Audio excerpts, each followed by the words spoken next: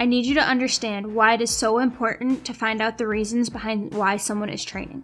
This is how you're going to determine their goals, and off their goals, that's how you're going to determine their sets, their reps, and how heavy they need to be training. We need to ask or determine, is this person trying to get bigger? Are they trying to get faster, stronger, quicker, leaner, more explosive?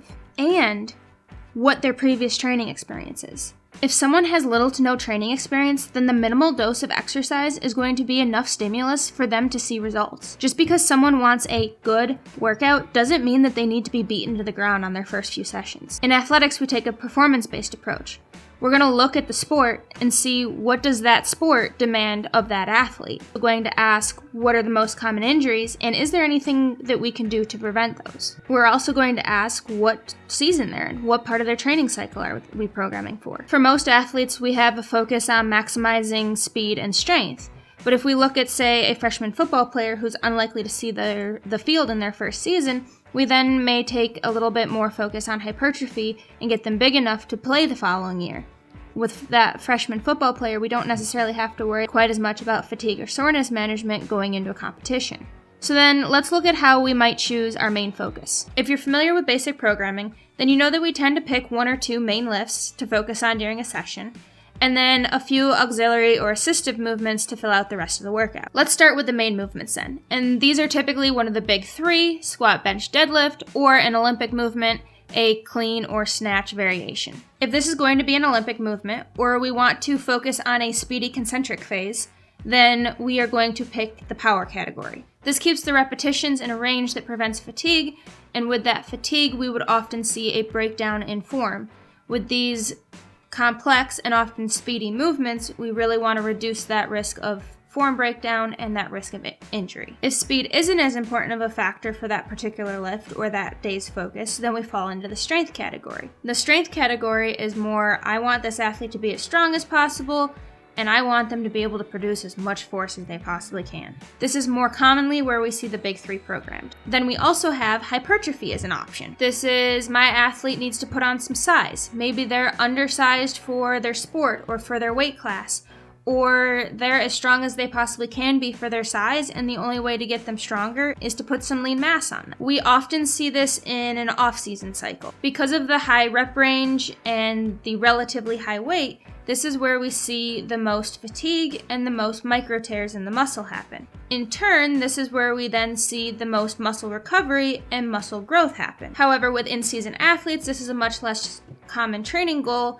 in order to limit training volume and fatigue when the athlete also has to recover from practice and competition. This is also the rep range and where we see most aesthetic competitors training in. Last, we have endurance, and for strength and conditioning coaches, this is usually the least common rep range in which we program for. It's more commonly found in a rehab setting or if we're working on mobility or stability drills with athletes. Sometimes we'll use these rep ranges when working with individuals who are new to lifting or when introducing a new movement pattern. And there's 2 reasons for this.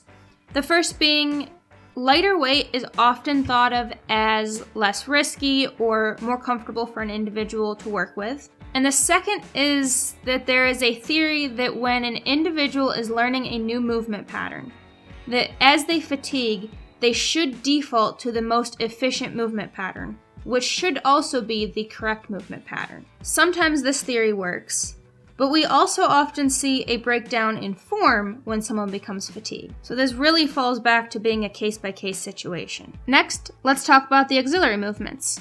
Hypertrophy, perhaps? If it's a football player, most positions wouldn't hurt from a little extra size. But what if I've got a basketball player who's struggling with endurance? They're getting tired after only a few plays and having to come off the court. Is this something we work more in an endurance range and really limit the rest period between sets to stimulate that quick recovery? Or is that something that's only going to wear them down and fatigue them more to where they can't recover enough for practice and it ends up hurting their performance? These are all things that we need to take into consideration when determining what the auxiliary goals are going to be. Another consideration is looking at the set and rep range in which we program for dumbbell exercises. Dumbbells tend to allow for a greater range of motion, but may not be practical depending on what setting we're in and how heavy we want to program them. For example, if we're working on strength, is it practical to program heavy sets of 2s on dumbbell shoulder press. It's more common to see sets of 6 or 8 programmed and shift into that hypertrophy phase. Something to consider with this is it practical to use spotters? Are they in a setting in which they can use spotters, and can they trust their spotters for either full spotting or for at least the bump up to get a heavy weight to the starting position? We also take into consideration if we're programming single leg or single arm exercises. And with this, do we want to maintain a strength range and avoid fatigue as much as possible? Does my individual have practice or some physically demanding work to do later in the day, in which fatigue may put them at an increased risk of injury?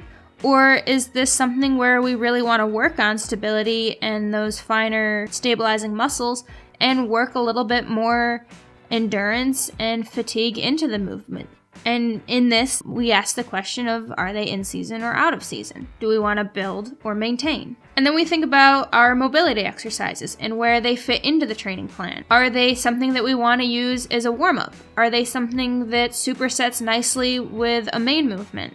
Are they something we want to add into a cool down? That's just a few of the things that strength coaches consider when choosing training goals. If you found value in this video, please hit that like and subscribe button below so we can share this information with more people, and click the link here to find out more about the 4 training goals. Thanks for watching and have a great day. Bye!